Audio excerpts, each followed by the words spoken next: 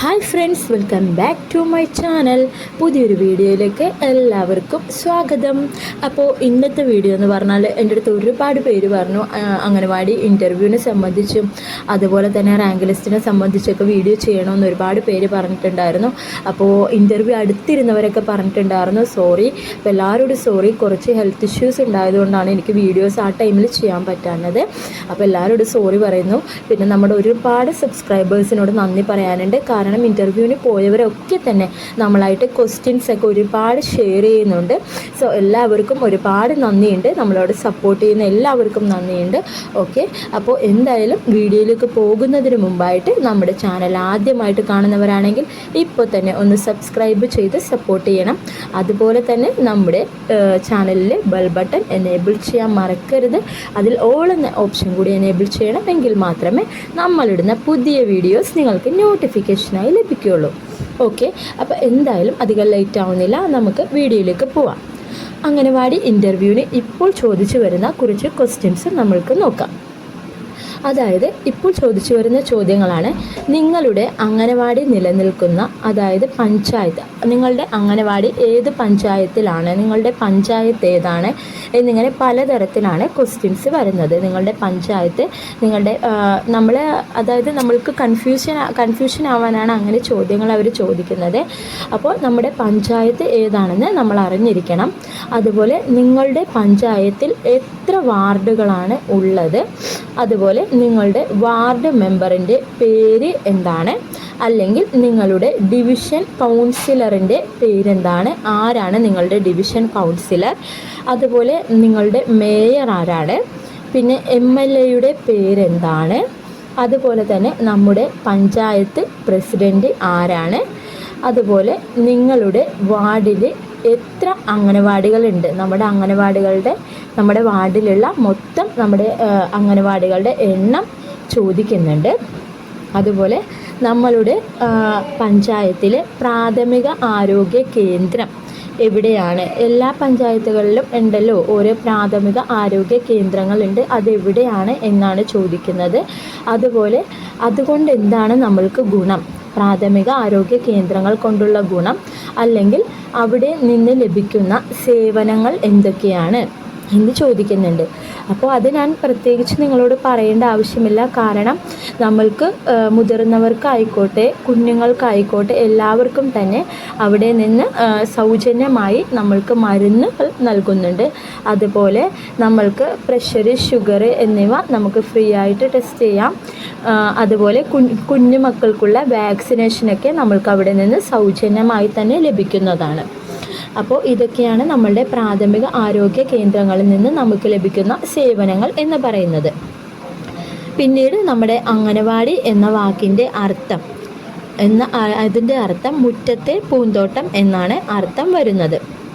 അതുപോലെ തന്നെ നമ്മുടെ സെൽഫ് ഇൻട്രൊഡക്ഷൻ പറയാൻ പറയും. സെൽഫ് ഇൻട്രൊഡക്ഷൻ നമ്മൾ മാക്സിമം മലയാളത്തിൽ തന്നെ പറയാൻ ശ്രമിക്കുക.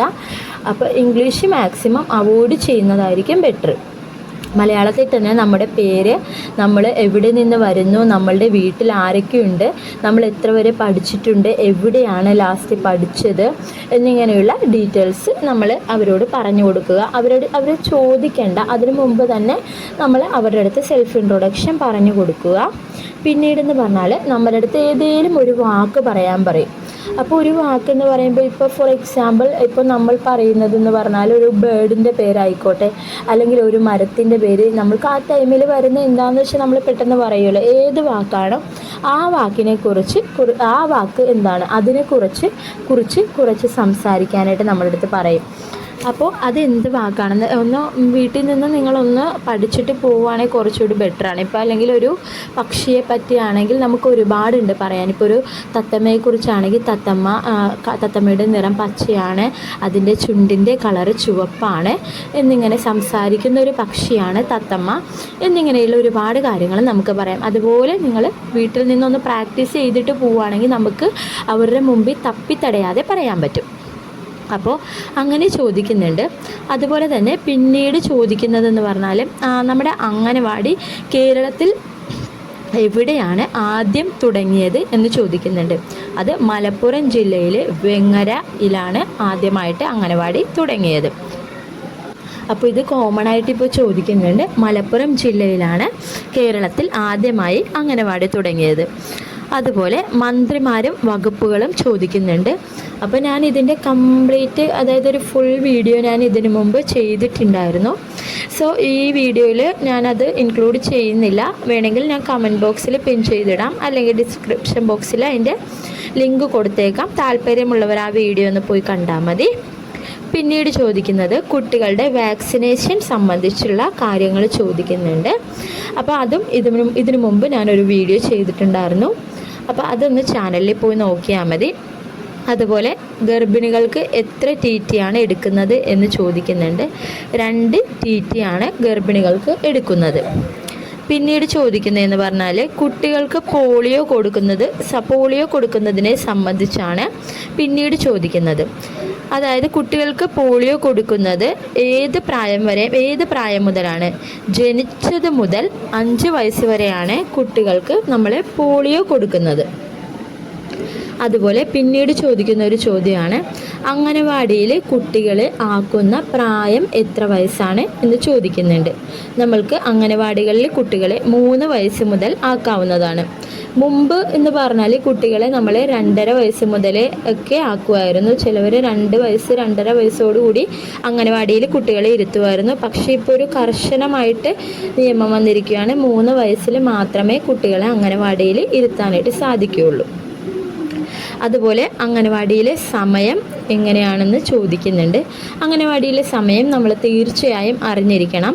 9:30 മുതൽ 3:30 വരെയാണ് അംഗനവാടിയിലെ സമയം വരുന്നത്. ഓക്കെ. അതുപോലെ പിന്നീട് ചോദിക്കുന്നതാണ്, സ്പെഷ്യൽ സ്കൂൾ എന്ന് പറയുന്നത് എന്താണ്? അത് ആർക്ക് വേണ്ടിയുള്ളതാണ് സ്പെഷ്യൽ സ്കൂൾ എന്ന് പറയുന്നത്? സ്പെഷ്യൽ സ്കൂൾ എന്ന് പറഞ്ഞാൽ ശാരീരിക മാനസിക വെല്ലുവിളികൾ നേരിടുന്ന കുട്ടികൾക്കുള്ളതാണ് സ്പെഷ്യൽ സ്കൂൾ എന്ന് പറയുന്നത്. അതുപോലെ തന്നെ നമ്മൾ അതായത് എത്ര വയസ്സ് മുതലാണ് കുട്ടികൾക്ക് ആഹാരം നൽകി തുടങ്ങുന്നത്? അപ്പോൾ എല്ലാവർക്കും അറിയാം, 6 മാസം വരെ അമ്മയുടെ മുലപ്പാൽ മാത്രമാണ് നമ്മൾ കുട്ടികൾക്ക് കൊടുക്കേണ്ടത്. 6 മാസത്തിന് ശേഷമാണ് കുട്ടികൾക്ക് ചെറിയ രീതിയിൽ നമ്മൾ ഭക്ഷണം കൊടുത്തു തുടങ്ങുന്നത്.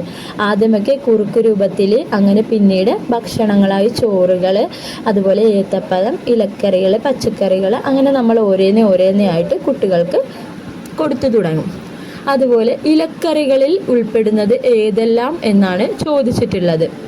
അപ്പോൾ ഇലക്കറികളെന്ന് പറഞ്ഞാൽ ചീര, അതുപോലെ മുരിങ്ങയില, പിന്നെ നമ്മുടെ കൊഴുപ്പ, പയറിൻ്റെ ഇല, മത്തൻ്റെ കൂമ്പില, ഇതെല്ലാം തന്നെ ഇലക്കറികളിൽ നമുക്ക് ഉൾപ്പെടുത്താവുന്നതാണ്. പിന്നെ വരുന്നത് അമ്മത്തൊട്ടിൽ എന്ന് പറഞ്ഞാൽ എന്താണ് അതുകൊണ്ടുള്ള ഗുണം?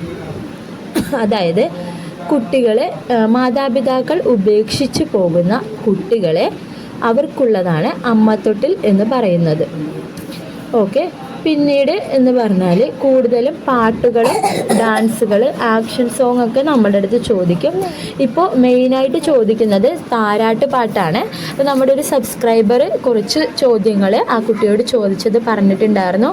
അപ്പോൾ നമ്മുടെ സബ്സ്ക്രൈബർ പറഞ്ഞതാണ് താരാട്ട് പാട്ടാണ് ഇപ്പോൾ കൂടുതലായിട്ടും ചോദിക്കുന്നത്. അപ്പോൾ എല്ലാവരും തന്നെ ഒരു താരാട്ട് പാട്ടൊക്കെ പഠിച്ചിട്ട് വേണം ഇൻ്റർവ്യൂവിന് പോകാനായിട്ട്. അതുപോലെ തന്നെ ഇപ്പോൾ ആദ്യ ദിവസങ്ങളിൽ നമ്മൾ കുട്ടികളെ 3 വയസ്സ് മുതൽ ചേർക്കുമെന്ന് പറഞ്ഞിട്ടുണ്ടായിരുന്നു. അപ്പോൾ ആദ്യ ദിവസങ്ങളിൽ അമ്മമാർ കുട്ടികളെ കൊണ്ട് ഇരുത്തുമ്പോൾ അവർ ഒട്ടും ഇരിക്കാനായിട്ട് സമ്മതിക്കില്ല. കാരണം അവർ പരിചയമില്ല, അമ്മമാരെ വിട്ടു നിൽക്കുന്നതും ഫസ്റ്റ് ടൈം ആയിരിക്കും. അപ്പോൾ അങ്ങനെയുള്ള കുട്ടികളെ എങ്ങനെയാണ് നമ്മൾ അംഗനവാടിയിൽ ഇരുത്തി ശീലിപ്പിക്കുക? വൈകുന്നേരം വരെ കുട്ടികളെ നമ്മൾ ഇരുത്തണമല്ലോ. അപ്പോൾ എങ്ങനെയാണ് നമ്മൾ ആ കുട്ടികളെ അംഗനവാടിയിൽ ഇരുത്തി ശീലിപ്പിക്കുക എന്ന ചോദ്യം വരുന്നുണ്ട്. അപ്പോൾ 3 വയസ്സ് കഴിഞ്ഞാൽ അമ്മമാർ കുട്ടികളെ കൊണ്ടുവരുമ്പോൾ നമ്മൾ അവരോട് പറയുക, ഫസ്റ്റ് ഡേയിൽ നമ്മൾക്ക് കുറച്ച് നേരം, അതായത് അമ്മ പുറത്ത് നിന്നിട്ട് കുട്ടികളുടെ എങ്ങനെയായിരിക്കും, കുട്ടികൾ ഇരിക്കുമോ എന്നിങ്ങനെയുള്ള കാര്യങ്ങൾ നമ്മൾക്ക് നോക്കാം. ആദ്യത്തെ ദിവസം കുട്ടീനെ നമുക്ക് ഒരു 1 മണിക്കൂർ ഇരുത്താം. പിന്നീട് അത് കുറച്ചും കൂടി നീട്ടി ഒരു 2 മണിക്കൂർ, പിന്നീട് നമുക്കൊരു 12:30 നമ്മുടെ ഉച്ചഭക്ഷണം കൊടുത്തതിന് ശേഷം കുഞ്ഞിനെ നമുക്ക് വിടാം. അങ്ങനെ പിന്നീട് അത് നമുക്ക് 12:30 വരെ ആകാം. പിന്നീട് ഉറങ്ങുന്നതിന് മുമ്പ് കുട്ടി വീട്ടിൽ പോയി കിടന്നുറങ്ങിക്കോട്ടെ, ആ ഒരു രീതിയിൽ നമ്മൾക്ക് കുട്ടിയെ വിടാം. അങ്ങനെയാണ് നമ്മൾ കുട്ടികളെ നമ്മുടെ 3:30 വരെ അംഗനവാടി ടീച്ചേഴ്സ് ഇരുത്തുന്നത്. ഒരിക്കലും ഒറ്റയടിക്ക് കുട്ടികളെ നമ്മൾ എത്ര കളിപ്പിച്ച് എത്ര ഇതാക്കിയിട്ടും നമ്മൾ കുട്ടികളെ 3:30 വരെയും ഇരുത്തും എന്ന് നിങ്ങൾ പറയരുത്. കാരണം ആദ്യത്തെ ദിവസം നമ്മളൊരു ഉച്ച വരെയോ അല്ലെങ്കിൽ ഒരു മണിക്കൂർ വരെയോ ഒക്കെ കുട്ടികളെ നോക്കണം. അതിനുശേഷം അമ്മമാരുടെ കൊടുത്തു വിടണം. പിന്നീട് സാവധാനം മാത്രമേ കുട്ടികളെ നമുക്ക് വൈകുന്നേരം വരെ ഇരുത്താനായിട്ട് പറ്റുള്ളൂ. അപ്പോൾ ഇങ്ങനെയാണ് നിങ്ങളിതിന് ആൻസർ കൊടുക്കേണ്ടത്. അപ്പോൾ ഇതൊക്കെ തന്നെയാണ് പ്രധാനമായിട്ടും കോമൺ ആയിട്ടും ഇപ്പോൾ ചോദിച്ചു വരുന്ന ചോദ്യങ്ങളെന്ന് പറഞ്ഞാൽ. അപ്പോൾ എല്ലാവരും ഈ ചോദ്യങ്ങളൊക്കെ നന്നായിട്ട് വീട്ടിലിരുന്ന് പഠിച്ച് പ്രാക്ടീസ് ചെയ്തിട്ട് പോവുക. അപ്പോൾ നല്ല രീതിയിൽ ആൻസർ ചെയ്യാൻ കഴിയട്ടെ. ഓക്കെ, അപ്പോൾ ഇനി എന്തെങ്കിലും വീഡിയോസ് വേണമെങ്കിൽ നമ്മുടെ കമൻറ്റ് ബോക്സിലൊന്ന് കമൻറ്റ് ചെയ്യുക. അപ്പോൾ ഇതാണ് ഇന്നത്തെ വീഡിയോ. അപ്പോൾ വീഡിയോ ഇഷ്ടപ്പെട്ടാൽ ഇപ്പോൾ തന്നെ ഒന്ന് ലൈക്ക് ചെയ്യണം, ഷെയർ ചെയ്യണം, സബ്സ്ക്രൈബ് ചെയ്ത് നമ്മുടെ ചാനലൊന്ന് സപ്പോർട്ട് ചെയ്യണം. അതുപോലെ നല്ലൊരു വീഡിയോ ആയിട്ട് വരാം. ബൈ.